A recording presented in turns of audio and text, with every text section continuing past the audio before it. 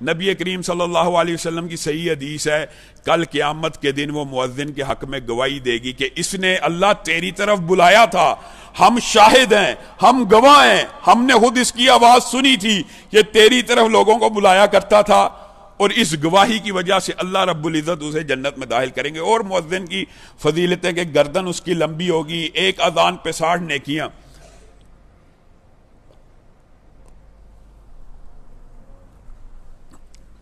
اسی طرح جو اذان کی فضیلت کے حوالے سے صحیح ترین حدیث ہے وہ یہ ہے کہ نبی کریم صلی اللہ علیہ وسلم نے ارشاد فرمایا، جس وقت اذان ہوتی ہے شیطان ابلیس، جو ابلیس ہے، عام چھوٹے موٹے جنات اور شیاطین کی بات نہیں، ان کی تو قوت اور طاقت بہت پست ہوتی ہے ابلیس کے مقابلے میں، وہ مدینہ میں اگر اذان ہو رہی ہو تو روحا کے مقام پہ چلا جاتا ہے۔ روحا مدینہ سے 36 کلومیٹر کا فاصلہ ہے، 36 کلومیٹر اگر ایک جگہ پہ اذان ہو رہی ہو تو اس اذان کی آواز سن کے 36 کلومیٹر دور شیطان بھاگ جاتا ہے۔ اور اگر ہم مسلسل کسی علاقے میں، جو مسلمان ممالک ہوتے ہیں وہاں پہ 5 وقت اذان ہوتی ہے، تو یہ اللہ رب العزت کا فضل ہے۔ لیکن یہ جو فضائل ہیں، یہ جو مناقب ہیں، یہ تو اذان دینے والے کے لیے ہیں۔ اذان سننے والے کے لیے کیا فضیلت ہے؟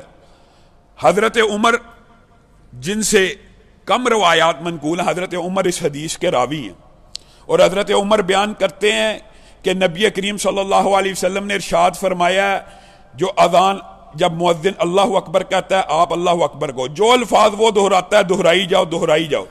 جب وہ حیا علی الصلاۃ یا حیا علی الفلاح کہے، آپ نے کیا کہنا ہے؟ لا حول ولا قوت الا باللہ۔ جو بندہ صرف اس اذان کا جواب دیتا ہے، مؤذن کی فضیلت تو اس کو حاصل ہے، لیکن آپ نے اور میں نے اجر و ثواب کیسے کمانا ہے؟ ہم نے صرف اذان کا جواب دینا ہے۔ اذان کا جواب دینے سے، حیا علی الصلاۃ حیا علی الفلاح کے وقت لا حول ولا قوت الا باللہ کہنے سے ہوگا کیا؟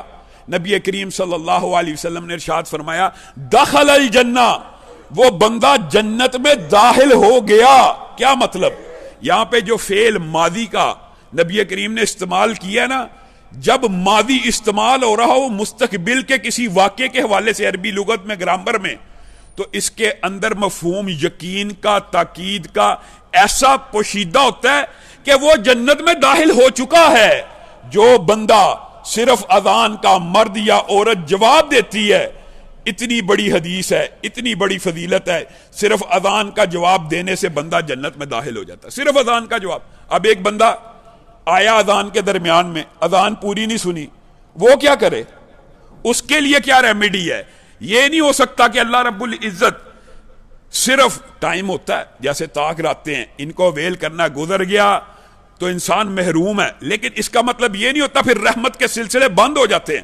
اللہ رب العزت نے اس کا ایک آلٹرنیٹو بھی رکھا ہوتا ہے، اس کا ایک متبادل بھی رکھا ہوتا ہے، تاکہ یہ بندہ بھی میری رحمت میں شامل ہو جائے۔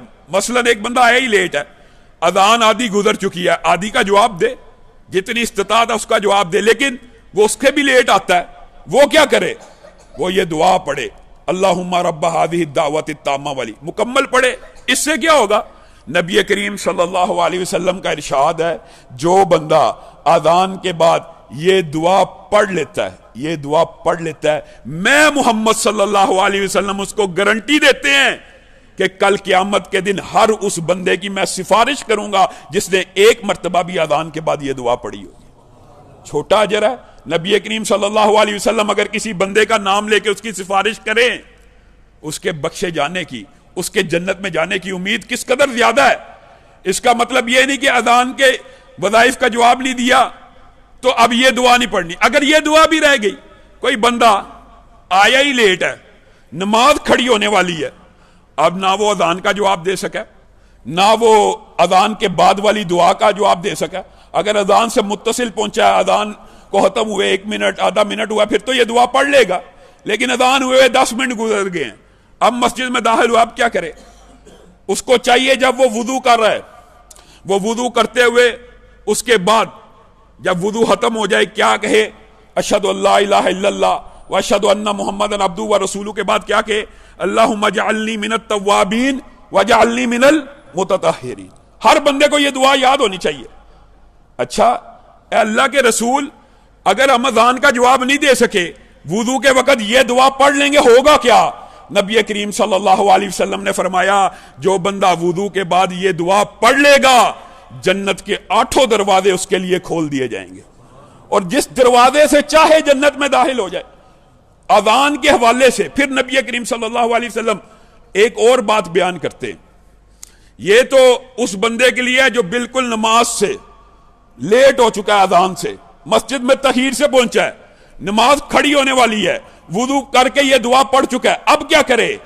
اس کے لیے بھی اللہ رب العزت نے ایک راستہ نکالا ہوا۔ یہ اللہ رب العزت کی رحمت ہوتی ہے، بندہ مومن کے اوپر احسان ہوتا ہے۔ وہ کیا کہے؟ اشہد ان لا الہ الا اللہ واشہد ان محمدن عبدہ ورسولہ کے بعد کیا کہے؟ رضیت باللہ ربا وبالاسلام دینا وبمحمد نبیہ، اور بعد میں رسولہ کے الفاظ ہیں۔ وہ صرف یہ کہے، اس کا کیا فائدہ ہو گیا؟ اللہ کے رسول نبی کریم صلی اللہ علیہ وسلم نے کہا اس کا فائدہ یہ ہوگا، اصل میں مفہوم بیان کر رہا ہوں آپ کو سمجھانے کے لیے کہ اذان کا جواب دے نہیں سکا، اس اجر سے محروم رہ گیا، اللہم رب ہذہ الدعوہ کے اجر سے محروم رہ گیا۔ اب ایک اجر باقی ہے، نماز سے پہلے اگر یہ دعا پڑھ لیتا ہے تو نبی کریم صلی اللہ علیہ وسلم نے فرمایا جتنے اس کے گناہ ہیں اللہ رب العزت سارے معاف کر دیں گے۔ یہ 4 وظائف اذان کے حوالے سے، وضو کے حوالے سے آپ نے اور میں نے اپنی زندگی کے اندر ان کی ٹریننگ کرنی ہے، اس کو اپنانا ہے، اس کو اپنی زندگی کا حصہ بنانا ہے۔ آگے آئیے، اذکار میں سے ایک بہت اہم ذکر جس کے بارے میں عتیق بھائی 2-3 دن سے آپ کے سامنے چند روایات رکھ چکے ہیں، وہ کیا ہے؟ ان اللہ و ملائکتہ، اللہ اور اس کے فرشتے جو آسمان کے اوپر ہیں، عرش والے رب اور اس کے فرشتے، یعنی زمین سے کتنی دوری ہے، وہ اللہ اور اس کے فرشتے رسول صلی اللہ علیہ وسلم کے اوپر درود بھیجتے ہیں۔ اے زمین والو، اے پستیوں میں رہنے والو، اگر تم بھی عروج حاصل کرنا چاہتے ہو تو اللہ کے رسول کے اوپر درود بھیجا کرو۔ جو ایک مرتبہ درود بھیجتا ہے، صرف ایک مرتبہ، ابھی کوئی بیٹھا ہوا ہے، نبی کا وعدہ سچا ہے، اللہ کا وعدہ سچا ہے، صرف کوئی یہ بندہ چاہتا ہے کہ اللہ میرے اوپر رحمت کرے، میری مغفرت کرے، مجھ پہ درود بھیجے، کیا کرے؟ آسان کلیہ، آسان تجارت، ایک مرتبہ اللہم صلی علی محمد پڑھ لے، اللہ کتنی دفعہ بھیجتا ہے۔ اللہ کی یہ سنت ہے، اللہ ہر چیز کا ریٹرن بڑھا چڑھا کے دیتا ہے، اور درود کا ریٹرن کیا؟ جو ایک مرتبہ پڑھتا ہے جواب میں اللہ 10 مرتبہ بھیجتے ہیں۔ ایک مرتبہ آپ بھیجو، 10 مرتبہ رب بھیجے گا۔ اور نبی کریم صلی اللہ علیہ وسلم نے ارشاد فرمایا ہے جو بندہ صبح و شام صرف 10 مرتبہ مجھ پہ درود بھیجتا ہے، میں محمد صلی اللہ علیہ وسلم اس کو گارنٹی دیتا ہوں کل قیامت کے دن اس کا نام لے کے اللہ رب العزت کی بارگاہ میں اس کے لیے جنت میں داخلے کی سفارش کروں گا۔ 10 مرتبہ درود پڑھنا مشکل ہے؟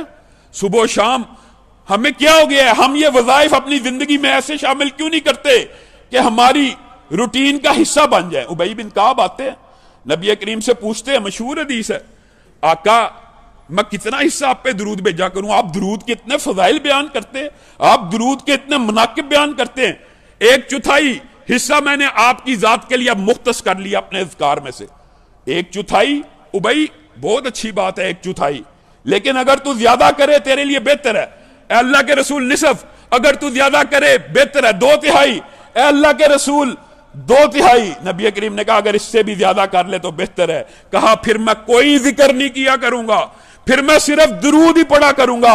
نبی کریم صلی اللہ علیہ وسلم نے ارشاد فرمایا پھر میری بات سن لے، دنیا اور آخرت کے سارے غم تجھ سے دور کر دیے جائیں گے، دنیا اور آخرت کے سارے غم دور ہو جائیں گے، بندہ جنت میں چلا جائے گا۔ سارے وظیفے بھی اگر کوئی بندہ نہیں کرتا، صرف درود پاک بھی پڑھتا رہتا ہے۔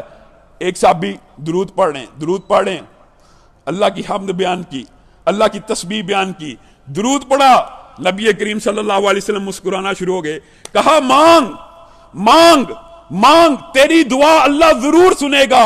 اس حدیث کے اندر چند باتیں پوشیدہ ہیں حکمت کی۔ کیا؟ بعض لوگ اللہ سے جب مانگنے پہ آتے ہیں نا بے قرار ہوتے ہیں، ظاہر ہے مجبور ہوتا ہے بندہ، اللہ براہ راست اللہ میرا یہ کام کر دے، اللہ میرا یہ کام کر دے۔ اللہ سے مانگا جا سکتا ہے، لیکن کچھ ادب ہوتا ہے، کچھ طریقہ ہوتا ہے، پہلے اس رب جس سے مانگنے لگے ہو اس کی حمد بیان کرو، اس کی تسبیحات بیان کرو، ایک مرتبہ نبی کریم پہ درود بھیجو، پھر اللہ سے مانگو۔ نبی کریم گارنٹی دے رہے ہیں جو بندہ اس طرح مانگے گا اللہ رب العزت اس کی ضرور سنیں گے۔ آگے آئیے، نبی کریم صلی اللہ علیہ وسلم نے ارشاد فرمایا، اور لوگوں یہ کتنی فضیلت کی بات ہے، یہ کتنے مقام کی بات ہے، اللہ کی قسم ہم تو سمجھتے ہیں انبیاء اور صدیقین کے قدموں میں بھی ہمیں جنت میں جگہ مل جائے ہم کامیاب ہیں، ان کا مقام تو اتنا بلند ہے۔ لیکن نبی کریم صلی اللہ علیہ وسلم کیا فرما رہے ہیں؟ جو دنیا میں جتنا زیادہ درود پڑھتا ہوگا کل قیامت کے دن مجھ محمد صلی اللہ علیہ وسلم کے اتنا قریب ہوگا۔ جو جتنا درود پڑھے گا نبی کریم صلی اللہ علیہ وسلم کے اتنا ہی قریب ہوگا۔ ہم اپنی زندگی کے اندر یہ اذکار کیوں نہیں لے کے آتے؟ کل بھی آپ کے سامنے جو ذکر جن اذکار کا ذکر کیا، کم از کم آپ یہ روٹین بنائیں کہ 100 مرتبہ صبح و شام سبحان اللہ والحمد للہ ولا الہ الا اللہ واللہ اکبر ولا حول ولا قوت الا باللہ، اس کی تسبیح، درود پاک کی تسبیح، اور اس کے ساتھ ساتھ استغفر اللہ کی تسبیح ضرور پڑھنی چاہیے۔ نبی کریم صلی اللہ علیہ وسلم کا یہ بھی صحیح حدیث میں ارشاد موجود ہے، استغفر اللہ الذی لا الہ الا هو الحی القیوم واتوب الیہ، جو بندہ پڑھتا ہے اگر اس کا گناہ اتنا بڑا ہو کہ وہ میدان جنگ میں، حالت جنگ میں مسلمان لشکر کو چھوڑ کے بھاگا ہو، اللہ رب العزت اس کی بھی توبہ کو قبول کر لیتے۔ صرف استغفر اللہ پڑھنے سے انسان کی زندگی بدل جاتی ہے۔ اس کے علاوہ ایک وظیفہ حفاظت کا، جیسے کل آپ کو بتایا اعوذ بکلمات اللہ التامات من شر ما خلق، ایک وظیفہ حفاظت کا بسم اللہ الذی لا یضر مع اسمہ شیء فی الارض ولا فی السماء وہو السمیع العلیم بھی ہے۔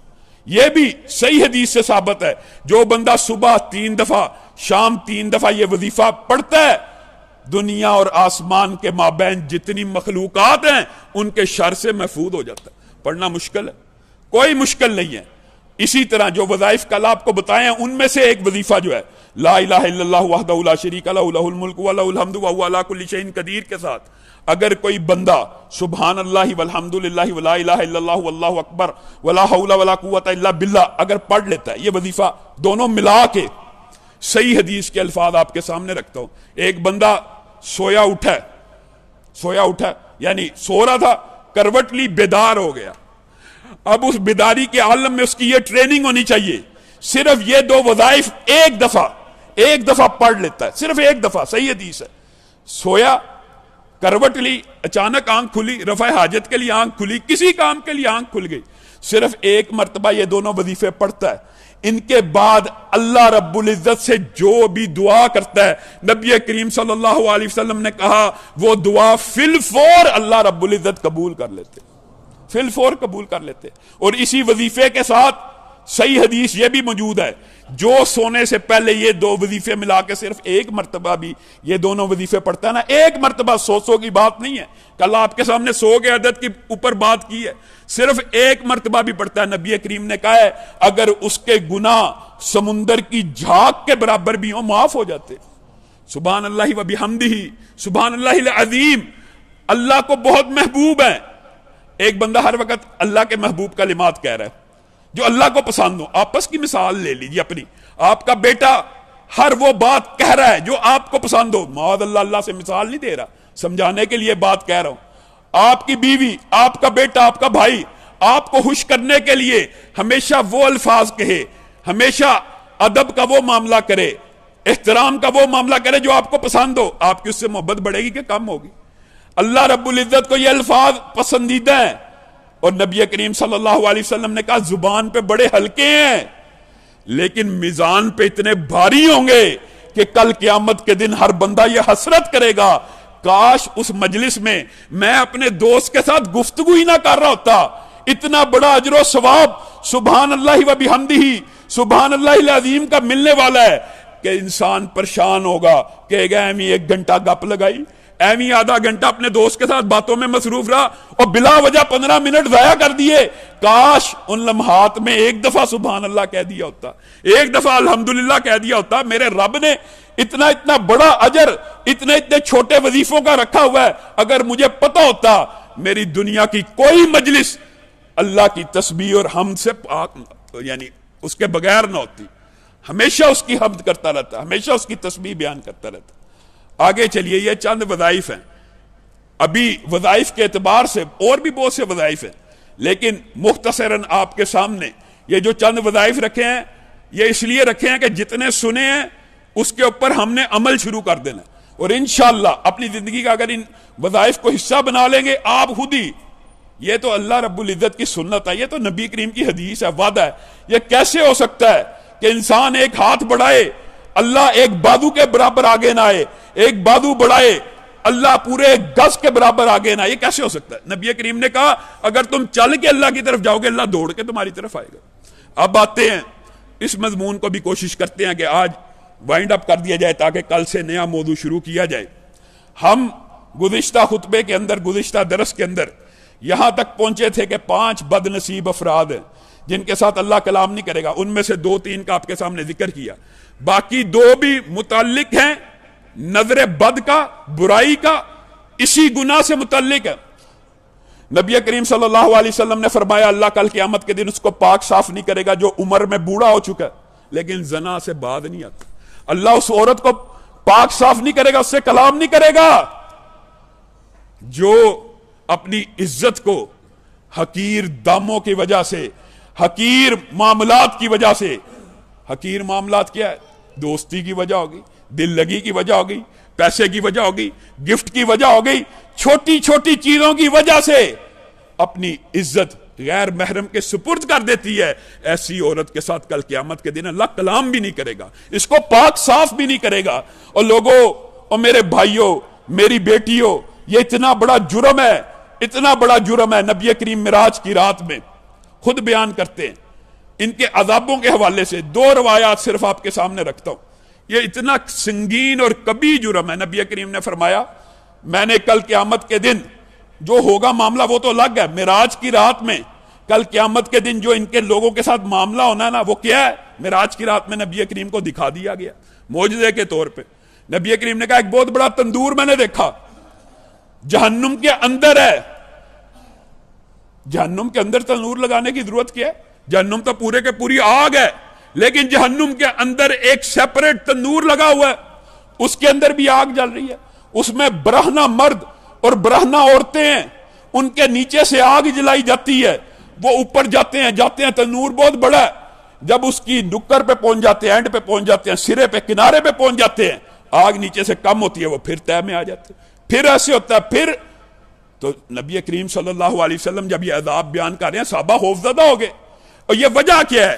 محدثین نے بیان بھی کیا یہ وجہ کیا ہے۔ نبی کریم نے کہا یہ دنیا کے وہ لوگ ہیں، یہ دنیا کے وہ مرد ہیں، یہ دنیا کی وہ عورتیں ہیں جو آپس میں ملتے تھے اور گناہ کرتے تھے۔ اور محدثین نے لکھا ہے یہ جو سیپریٹ تنور جہنم کے اندر ایک الگ ہے، یہ اس وجہ سے ہے کہ مرد اور عورت جب برائی کا ارادہ کرنے لگتے ہیں تنہا ہو جاتے ہیں، سیپریٹ ہو جاتے ہیں۔ برہنہ اس لیے ہیں کہ دنیا میں جب یہ برائی کی جاتی ہے کپڑوں کو اتار دیا جاتا ہے، اللہ نے اس لیے جہنم میں ان کو برہنہ رکھا ہے۔ عذاب نیچے سے کیوں آ رہا ہے؟ آگ نیچے تنور سے کیوں جل رہی ہے اتنی تیز رفتاری سے؟ کیونکہ برائی کیا کرتے تھے تو نیچے سے کیا کرتے تھے۔ یہ محدثین نے استدلالات پیش کیے۔ پھر نبی کریم صلی اللہ علیہ وسلم نے کہا میں آگے گیا، یہ برے مرد بری عورتیں، آگے گیا میں نے دیکھا جہنم کے اندر ایک جگہ بڑی بدبودار، وہاں پہ آدمی عورتیں پھولے ہوئے ہیں۔ کتنے پھولے ہوئے ہیں؟ نبی کریم نے مگرمچھ کی مثال نہیں دی، ویل مچھلی کی مثال نہیں دی، وہ چیزیں نبی کریم دیکھ چکے ہیں، دنیا کے کسی مخلوق کی مثال بھی نہیں دی۔ کہا اتنے پھولے ہوئے ہیں کہ میں تمہیں سمجھا بھی نہیں سکتا ان کے پھولنے کا انداز کس طرح کا ہے، اور ادھر سے بدبو آ رہی ہے کل مراحیز، ایسے اردو میں بھی یہ جو بیت الخلاء ہوتے ہیں ان کے اندر اگر کوئی گندگی ڈال جائے، ایک عرصہ بیت جائے، اس گندگی کو صاف نہ کیا جائے، پھر کوئی آئے گندگی ڈال جائے، پھر صاف نہ کیا جائے، حدیث کے الفاظ یہ ہیں کہ ان کی بدبو ایسی ہے جیسے کل مراحیز، ایسے بیت الخلاء جن کی صفائیاں ہی نہ ہوئی ہوں، ان کے جسموں میں سے ایسی بدبو آ رہی ہے۔ صحابہ نے کہا ابھی آپ نے برے لوگوں کا تذکرہ کیا، پھر آپ انہی لوگوں کا تذکرہ کر رہے ہیں۔ نبی کریم نے کہا ہاں یہ بھی زنا کرنے والے ہیں، آقا ان دونوں میں فرق کیا ہے؟ دونوں میں فرق کیا؟ محدثین کے استدلال، قربان جائیں محدثین کی محنتوں کے اوپر، کیا وہ بھی زنا کرتے تھے، کرتے یہ بھی زنا ہیں، لیکن ان کے عذاب میں شدت اس وجہ سے ہے یہ زنا سے پہلے خوشبوئیں لگاتے تھے، یہ زنا سے پہلے تیار ہوتے تھے، یہ زنا سے پہلے کسی عورت کو پھانسنے کے لیے یا عورت مرد کو پھنسانے کے لیے تیار ہوا کرتی تھی، چوکوں میں جاتے تھے، چراہوں میں جاتے تھے، اکڑ کے پھول کے چلتے تھے، چھیڑتے تھے، لوگوں کو انگیخت کرتے تھے برائی کے اوپر، خوشبو لگائی، دنیا کے اندر اللہ کی نافرمانی کی، اللہ نے قیامت کے دن ایسی بدبو دے دی کہ ان کی بدبو سے پورے جہنمی تنگ آ جائیں گے، ان کی بدبو سے جہنمی بھی تنگ ہوں گے۔ دنیا میں خوشبو لگاتا تھا، کس کے لیے؟ غیر محرم لڑکی کو اٹریکٹ کر سکے، لڑکی خوشبو لگاتی ہے غیر محرم لڑکے کو اٹریکٹ کر سکے، اور لوگوں یہ اتنا سنگین جرم ہے، اتنا سنگین جرم ہے، اللہ کی قسم کئی مرتبہ بندہ حضرت مریم کے الفاظ پڑھتا ہے، سوچتا ہے، سنتا ہے، حضرت یوسف کے الفاظ، حضرت عائشہ کے، جو ان کے اوپر کفیات تاری ہوئی ہیں۔ صرف 3 مثالیں دے کے اپنی بات کو ختم کروں گا، آپ کا زیادہ ٹائم نہیں لیتا۔ مریم کتنی عظیم والد ہیں، ان کے پاس کون آ رہا ہے؟ اللہ کا رسول، اللہ کا رسول آیا نا، فرشتہ پیغمبر آیا، ایک اللہ کا رسول، اور کیا کہہ کے گیا؟ میں تجھے بیٹے کی بشارت دیتا ہوں، اللہ کی طرف سے آیا ہوں، بن باپ کے، میری تو شادی نہیں ہوئی لیکن ہے اللہ کی طرف سے تھا، اللہ کی طرف سے تھا نا۔ آخر حضرت عیسیٰ کی پیدائش نعوذ باللہ کسی زنا کے نتیجے میں تو نہیں تھی، کسی برائی کے نتیجے میں تو نہیں تھی، کتنی پکیزہ زندگی، کتنی طاہرہ ہیں، اللہ کی طرف سے خوشبری سنائی جائے، اللہ نے خوشبری دے کے بھیجا، کوئی عذاب یا گرفت کر کے نہیں تھا بھیجا، خوشبری سنائی، اطمینان قلب کے لیے پھل بھی نازل کیے، آؤ بھگت بھی کی، بے شمار نعمتوں کو بھی ظاہر کیا، لیکن پھر بھی جب بچہ جان رہی ہے نا تو الفاظ کیا کہہ رہی ہیں؟ اور لوگوں غور کرو اپنے اوپر، اور میری مائیں بہنیں بیٹیاں سوچیں، میں اور آپ سوچیں، وہ جو رسول کو جنم دینے والی ہے، وہ جو پیغمبر کو آج جننے والی ہے، جس کے اوپر اللہ کے احسانات بے شمار ہیں، وہ الفاظ کیا کہہ رہی ہے؟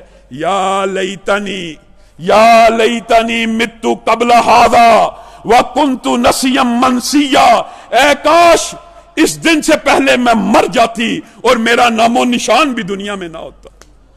کس وجہ سے کہہ رہی ہیں پتہ ہے؟ یا اخت ہارون ما کان ابوک امرأ سوء وما کانت امک بغیہ، اے تیرا باپ بھی برا نہیں تھا اور تیری ماں بھی برا نہیں تھی، تیری ماں بھی بدکارہ نہیں تھی، یہ کیا چیز لے کے آ گئی ہے؟ یہ کیسی برائی لے کے آ گئی ہے؟ پتا تھا معاشرہ انگلی اٹھائے گا، پیغمبر پیدا ہو رہا ہے، رسول پیدا ہو رہا ہے، کہہ رہی ہیں یا لیتنی متو قبل ھذا، اے اللہ تو اس سے پہلے مجھے موت ہی دے دیتا۔ میں اور آپ دلیر ہیں، گناہ کر کے بھی ہماری آنکھوں میں پانی نہیں آتا، ہم نادم نہیں ہوتے، ہم توبہ کی طرف نہیں جاتے، کیا وجہ ہے؟ اللہ کی قسم اپنی تنہائیوں کو پاک کر لو، لا تقربوا الزنا، اگر زنا کے راستے پہ نہیں چلو گے، میری گارنٹی ہے، نبی کریم صلی اللہ علیہ وسلم کی گارنٹی ہے، اللہ کی گارنٹی ہے، کبھی بھی زنا میں مبتلا نہیں ہو سکو گے۔ زنا کے راستے کیا ہیں؟ نظر بازی، نظر کا تیر چھوڑتا انسان ہے، گھائل اپنا دل ہو جاتا ہے۔ عجیب و غریب ہے، نظر کا فلسفہ آپ نے کتنی مرتبہ واقعہ سنا ہے، نظر اتنی بری چیز ہے، زنا کے اتنی قریب کر دینے والی ہے، نظر بھی، گانا بھی، تنہائی کے اندر غیر محرم کی رفاقت بھی، تنہائی کے اندر اللہ کی حدود کو پامال کرنا بھی، یہ سارے زنا کے رستے ہیں۔ کئی مرتبہ نظر اتنی بے حیا ہو جاتی ہے، اتنا بڑا عیب آ جاتا ہے، محدثین نے لکھا ہے صرف نظر سے بھی انسان، زنا تو ایک جرم ہے جس کی معافی اللہ دے سکتا ہے، ہوتی ہے، ہر جرم کی معافی ہے، بات یہ نہیں ہے، لیکن نظر بد ایسی بری چیز ہے، محدثین نے بعد نے یہ لکھا ہے یہ جو نظر بد ہے یہ زنا سے بھی بری ہوتی ہے۔ وجہ کیونکہ زنا انسان کو کافر اور مرتد نہیں کرتا، نظر بد کئی دفعہ انسان کو کافر اور مرتد بنا دیتی ہے۔ کس طرح؟ صالح المؤذن کا مشہور واقعہ ہے، صحیح سند سے ثابت ہے، نوجوان 21 برس، بعض روایات میں 18 برس تک ساری اذانیں دینے والا، ایک نماز بھی تکبیر اولیٰ سے مس نہیں کی، چھت پہ چڑھا اذان دینے کے لیے، پیچھے عیسائی پادری کی بیٹی کو دیکھا، بہت خوبصورت تھی، شیطان نے مزین کیا، شیطان نے راستہ کیا حسن کو۔ فلسفہ کیا تھا قرآن کا، اسلام کا، دین کا؟ اللہ رب العزت نے جب بھی کلام حمید کے اندر کوئی حکم نازل کیا ہے، صرف انسانوں کو مخاطب کیا، مراد عورت مرد، مومنوں کو مخاطب کیا، مراد عورت مرد، مسلمانوں کو مخاطب کیا، مراد عورت مرد۔ لیکن اللہ رب العزت نے بہت کم ایسا ہوا ہے عورت کو الگ مخاطب کیا ہو، مرد کو الگ مخاطب کیا ہو۔ آپ کو اور مجھے سمجھانا تھا، مخاطب کیا تھے؟ کل للمؤمنین یغضوا من ابصارہم، اے میرے مومن بندو اپنی نظروں کو صاف کرو۔ بات مکمل تھی، حکم عورتوں کے لیے بھی تھا، لیکن اللہ اہمیت سمجھانا چاہتا ہے۔ کل للمؤمنات یغضضن من ابصارہن، اے میری مومن جو عورتیں ہیں وہ بھی سن لیں، اپنی نظروں کو نیچے رکھیں۔ مؤذن کو چاہیے کیا تھا؟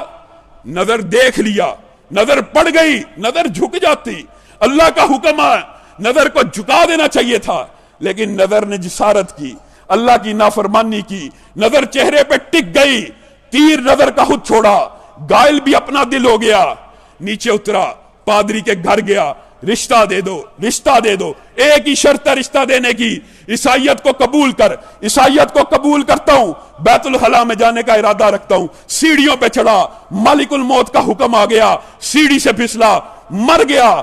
پادری نے قصہ سنایا، یہ جس کو تم مؤذن کہتے ہو یہ ہمارے گھر میں آ کے عیسائیت قبول کر کے گیا۔ لوگوں، بد نظری انسان کو مرتد بنا دیتی ہے۔